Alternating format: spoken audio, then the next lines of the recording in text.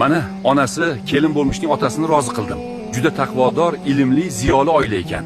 Ha, to'g'ri, dadasi, onasi ham ochiq ko'ngil, samimiy ayol ekan. Ha, onasi aytgandek, kelin bolani ko'rdingmi? Sizlarga choy olib kirdimi? Ha, ko'rdim. Faqat o'g'limizga yoqarmikan sababi?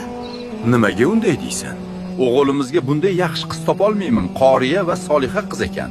Payg'ambarimiz Muhammad sallallohu alayhi vasallam aytganlar, qiz bolani 4 ta narsasi uchun nikohlanadi. Moli uchun, nasabi uchun, chiroyi uchun va dini uchun. Bas, sen dindorini tanla deb aytgan.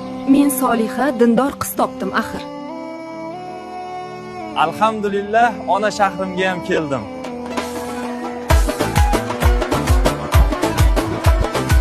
Assalomu alaykum otajon, oyijon.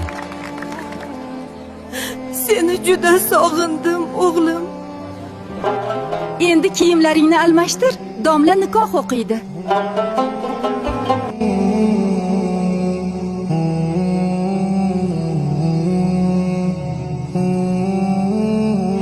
Soliha, to'y yugurlari bilan charchamadingizmi? Keling, yuzingizni ochib qo'yay.